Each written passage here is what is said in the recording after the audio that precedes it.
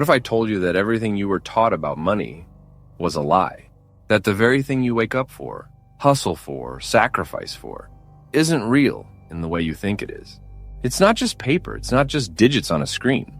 It's a story, a belief system, a magic trick so powerful it enslaves billions while they cheer for it. And the scariest part? Most people never even question it. But you did. That's why you're here. And once you see what money really is, there's no unseeing it. This is not just a documentary. It's a mirror, a deconstruction of one of humanity's greatest illusions. This is the truth about money.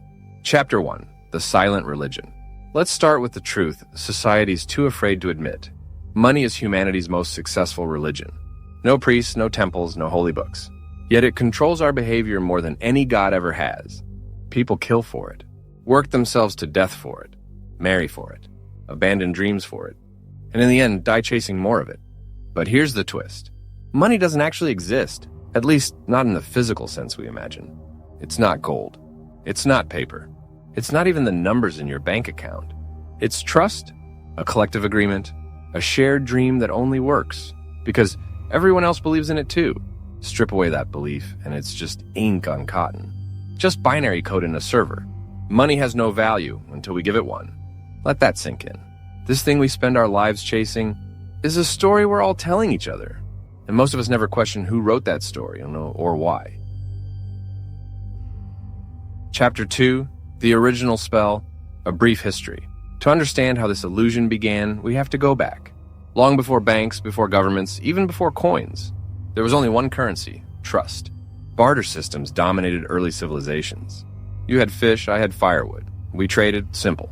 But then problems arose. What if I don't need fish today? Or I only have a tent to give, which would be a bad trade considering the unequal value exchange. Society needed a medium, something everyone agreed had value. So humans did what they do best. They invented a symbol. Shells, stones, beads. Eventually metals like gold and silver became the go-to. Why? Because they were rare, durable, and hard to fake. Not because they were valuable in themselves. Gold didn't feed people. It didn't build shelter. But it represented something deeper, belief. The idea that this shiny object could be exchanged for anything else. That belief became tradition. Tradition became culture. Culture became control. And from there, the illusion grew. Chapter 3. The Empire of Paper. Fast forward to the 1600s. The rise of banks introduced a new twist to the magic trick. Paper money. Instead of carrying gold, people began carrying banknotes, IOUs that represented gold stored in a vault. These notes were more convenient, safer, and easier to transport.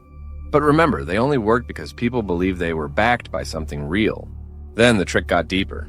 Governments realized, why limit ourselves to how much gold we have? What if we printed the paper without the gold? And just like that, the world shifted. Money was no longer tied to anything tangible. It became fiat currency, money by decree. This means your money is worth something only because the government says so, and because everyone else plays along. But here's the danger. If money can be created out of thin air, what stops it from becoming worthless? History shows us exactly what happens. Hyperinflation in Zimbabwe, Venezuela's economic collapse, Germany's Weimar Republic, where people used wheelbarrows of cash to buy bread. When belief fades, money dies. And yet, here we are, still trusting the story, still running on the treadmill. Chapter 4. The Hidden Puppeteers. But let's go deeper. Who creates this money? Who decides how much is in circulation? Who benefits when money's created? And who pays the price? The answer is chillingly simple. It's not governments. It's not presidents. It's central banks, entities that operate in the shadows, with almost no public accountability. Take the U.S. Federal Reserve. Despite its name, it's not federal. It's not even fully part of the government. It's a private institution with the power to create money out of thin air. And when the Fed prints money, what does it do? It doesn't hand it to the people. It lends it to banks, to corporations, to governments, with interest, which means every new dollar is born in debt. Let that sink in. The moment money is created, someone owes someone else. And the system is designed so that debt can never fully be paid back. Because to pay off old debt, we need to create new money, which creates new debt. It's a spiral, a loop, a game where the rules are rigged and the house always wins. And you're just a player, trying to win a game where the scoreboard is controlled by someone else. Chapter 5. Inflation, the Invisible Thief. Now here's the part they really don't want you to understand. Inflation is not just prices going up. Inflation is the value of your money being stolen, slowly, silently. When central banks print more money, the supply increases. But if the amount of goods and services stays the same, the value of each dollar drops. That's inflation. It's why your grandparents bought a house for $20,000. Why a cup of coffee used to be 25 cents. Why your paycheck buys less and less every year. They'll tell you it's just how the economy works. But it's not an accident. It's a feature, not a bug of the system. Because inflation helps the people at the top. Debtors love inflation, especially governments. Why? Because they can repay old debt with cheaper dollars. But you get crushed. Your savings lose value. Your wages lag behind. Your cost of living climbs while your quality of life shrinks. And all the while, they tell you it's your fault. You're not budgeting right. You're not working hard enough. You're not hustling smart enough. But the truth is, the game is designed to make you feel like you're failing, even when you're doing everything right. Chapter 6, The Matrix of Consumption. And here's where the trap tightens. We live in a society where your worth is measured by your output, where productivity is worshipped, and consumption is king. Why? Because the more you work, the more you earn. The more you earn, the more you spend. The more you spend, the more they profit. But it's a treadmill, a loop of endless striving. Work to spend to cope, cope to keep working. And behind it all is money, not as a tool for freedom, but as a leash. You were taught to chase it, but to control you? But what if that's the trap? To obey it. To tie your dreams, your identity, your security to it. What if money was never meant to free you? Chapter 7, The Psychology of Obedience. Most people don't question money, not because they're stupid, but because they're scared. Scared of what it would mean to see the truth. Because once you realize money is an illusion, you start to see that so much of your life is built on sand. Your job, your debt, your definition of success. It's all part of the same dream. And waking up from that dream, it's painful, it's lonely, it's disorienting. But it's also the beginning of freedom. Because once you stop believing the story, you can start writing your own. So the next time you look at a $100 bill, don't just see paper. See a spell, a contract, a control mechanism wrapped in green ink and ancient symbols. In part 2, we'll go even deeper. We'll dissect how this illusion was engineered. We'll look at who really benefits. And most importantly, how you can begin to escape it. Because now that your eyes are opening, you'll never look at money the same way again. Last time, we exposed the illusion. That money isn't real. It's belief, a story, a system of control dressed up as opportunity. We saw how central banks create money out of nothing, how inflation silently steals your time, and how the game is rigged to keep you chasing without ever catching. But now we go deeper, because understanding the lie is only the first step. The next is far more dangerous, exposing who's behind it and what they don't want you to know. Chapter 8, The Architects of Control. Who benefits from this illusion? Not you, not the average worker, not even most politicians. The real beneficiaries are the ones behind the curtain, the financial elite who understand the rules because they wrote them. I'm not talking about conspiracy. I'm talking about infrastructure, central banks, investment giants, global institutions that operate beyond the reach of democracy. Take BlackRock, Vanguard, and State Street. Combined, they manage over $20 trillion. They hold majority stakes in the companies that feed you, medicate you, transport you, and entertain you. They don't just play the game. They are the game. And they thrive in chaos. Recessions, pandemics, wars, they profit from every shockwave. Because while the masses panic, they buy. They consolidate, they tighten their grip. The illusion isn't just about money. It's about power. And the deeper you look, the more you see. Money isn't the goal. It's the weapon. Chapter 9, Debt, the Digital Chains. Debt is the perfect tool of control. Unlike physical slavery, debt slavery looks like freedom. You chose to go to college. You chose to buy that home. You chose to swipe that card. But in reality, you were trained to make those choices. Conditioned from childhood to equate success with spending. Taught to borrow without understanding interest. And once you're in debt, you're easier to manage. You can't strike if you have bills. You can't rebel if you fear losing your house. You can't escape if every paycheck is already spoken for. Debt makes the system look like it's offering opportunity, when really it's tightening the leash. And the interest you pay, that's not just money. It's your time, your energy, your life is slowly drained, all to keep the machine running. Chapter 10, the education system designed for obedience. Ask yourself, why don't they teach money in school? Why spend 12 years memorizing dates, equations, and grammar rules, but never once learn how a mortgage works? How to invest? How the Federal Reserve prints debt? The answer is simple. They don't want a financially literate population. They want obedient workers, people who follow orders, take loans, and feed the machine. The school system wasn't designed to create free thinkers. It was built during the industrial age to produce factory workers, soldiers, and clerks. The bell rings. You move in lines. You raise your hand for permission. You're rewarded for memorization, not questioning. And when you leave, you're handed a diploma and shackled with debt. It's not education. It's indoctrination. Chapter 11, the scarcity myth. Here's the next layer of the illusion. Scarcity. We're told there's not enough. Not enough money. Not enough time. Not enough to go around. This belief fuels competition. It turns neighbors into rivals and keeps you fighting for scraps. But here's the truth. Scarcity is manufactured. The earth has enough food, water, and energy to sustain billions comfortably. Digital systems that could democratize wealth. But the system needs you to feel poor. It needs you afraid of running out, because fear makes you controllable. So instead of abundance, they sell you lack and debt.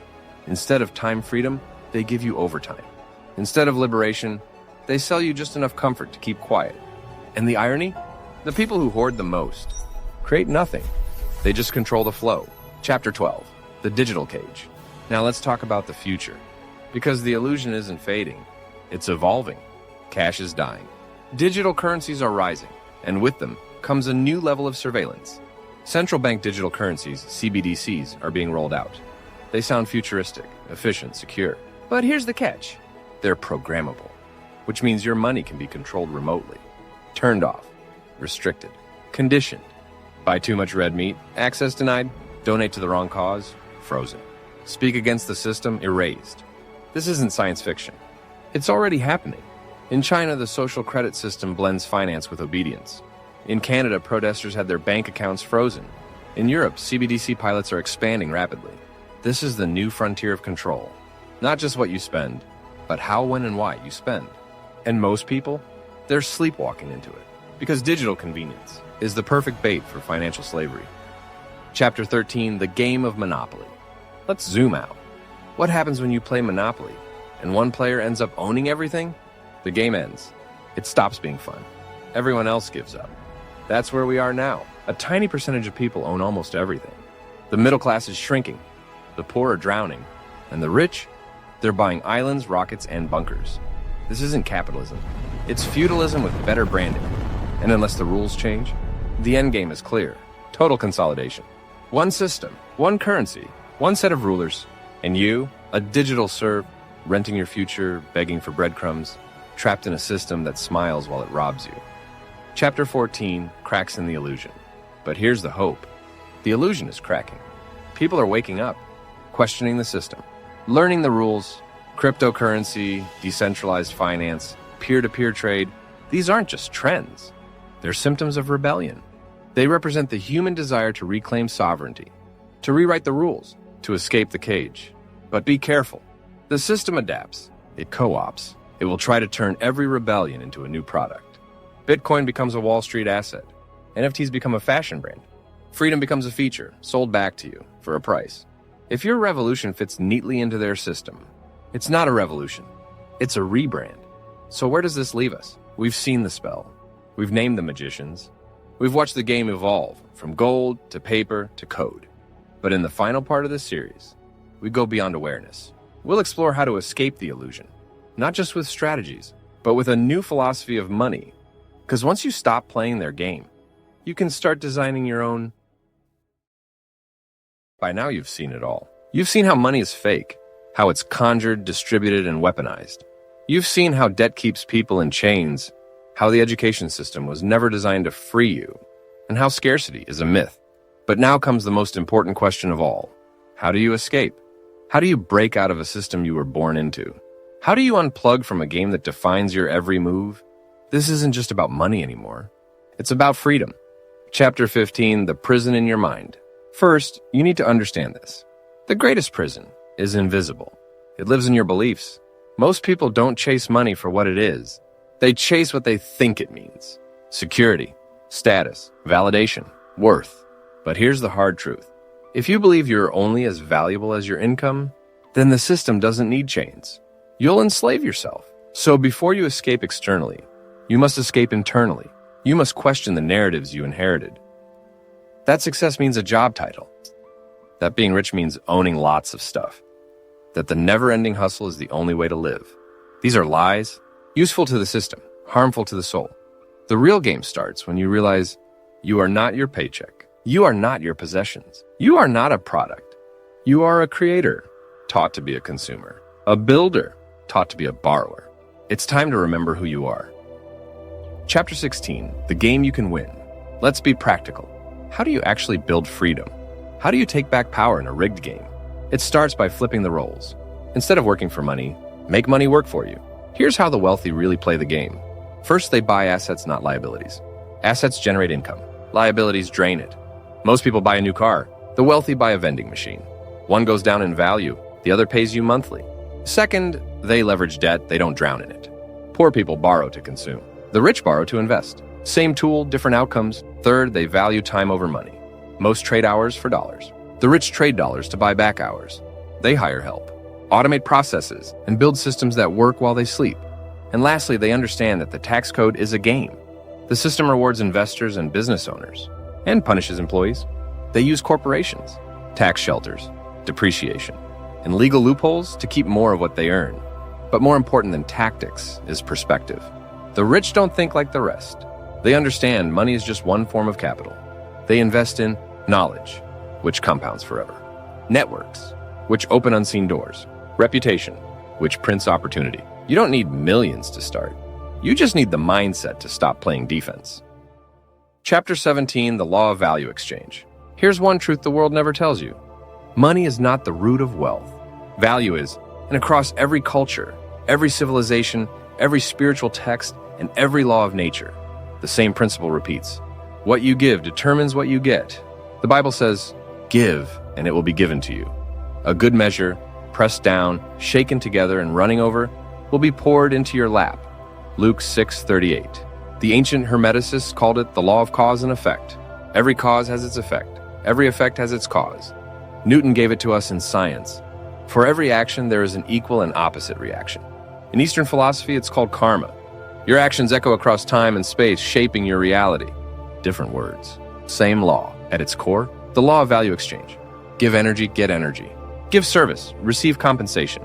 Give solutions, attract attention, trust, and wealth. You see, most people chase money.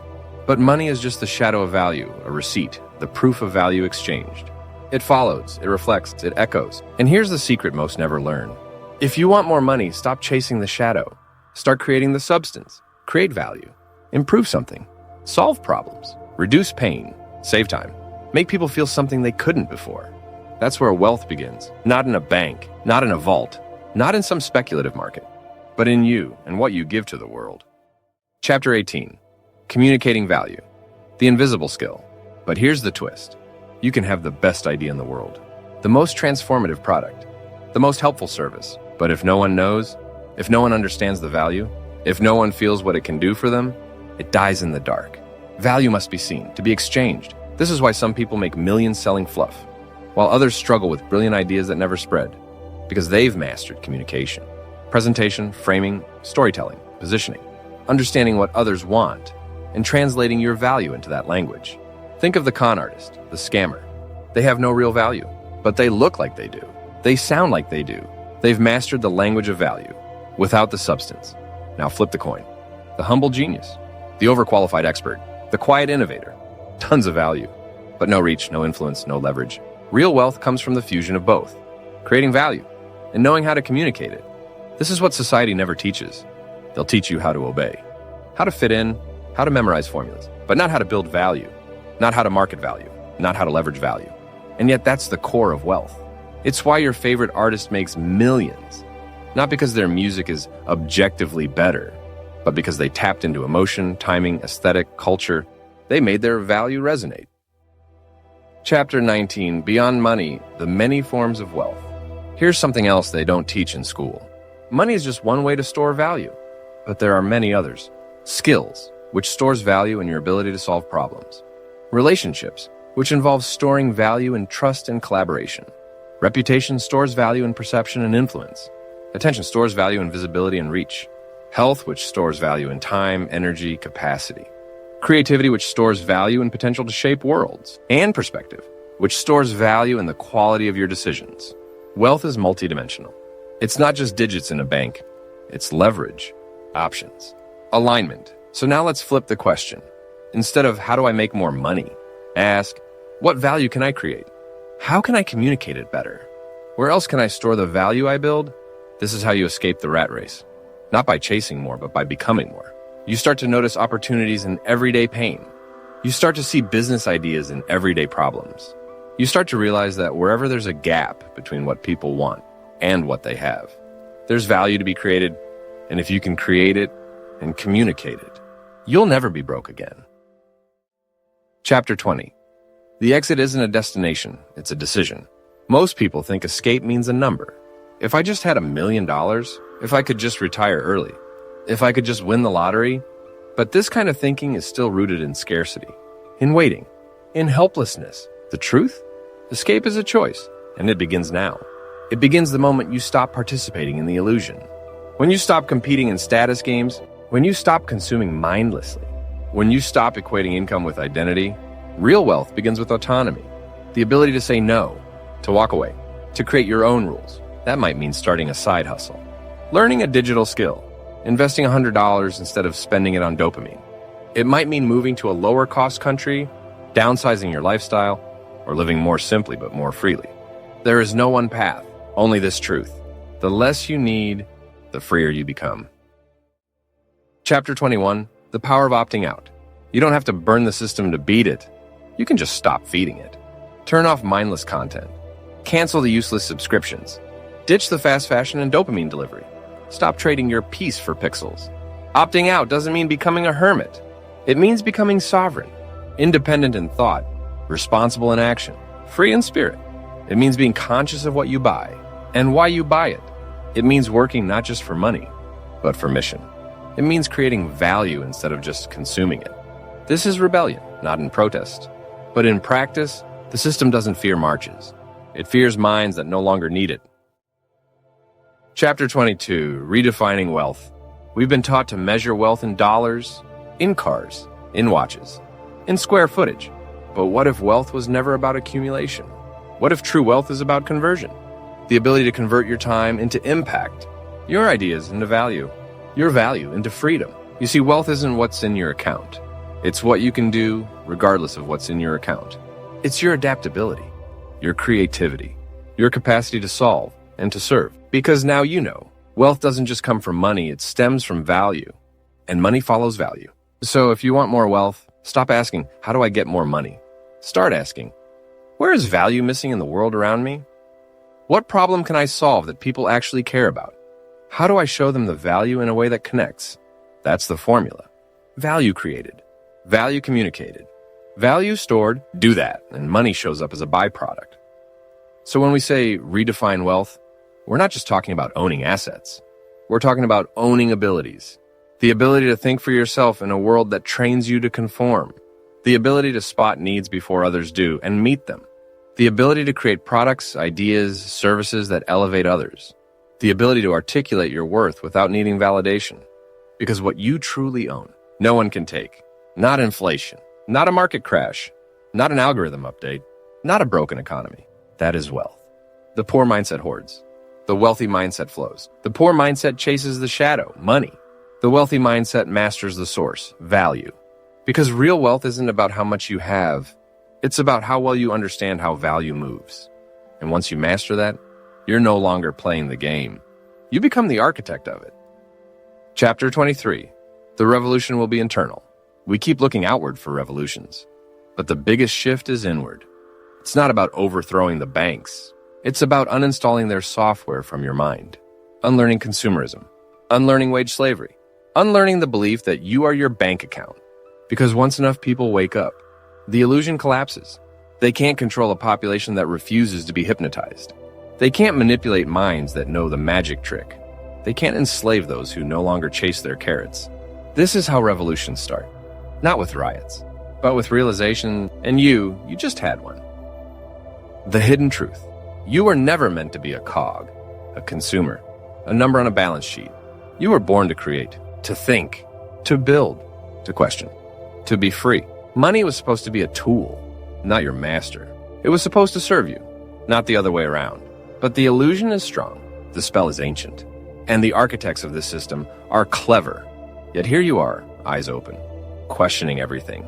That's not just awareness, that's danger to them, because a single awakened mind is more disruptive than a million distracted ones. And now the question is yours. What will you do with this awareness? Will you go back to sleep or build something new? Because the truth is, the system isn't your prison. It's your canvas. And you're not a pawn, you're a player, and the game is just beginning. If this opened your eyes, if you felt something crack inside you, you're not alone. There are millions more waking up quietly, curiously, courageously. This is your space, your tribe, your mirror. So if you're ready to go deeper, to explore the hidden truths behind power, society, and self, hit that subscribe button. Not because we want numbers, but because together, we're rewriting the story. This was part 3 of our series on money, the greatest illusion humanity ever believed. But this is just the beginning. Next, we go even deeper. Because money was never the root. It was just the symptom. Power's the disease. And truth is the cure.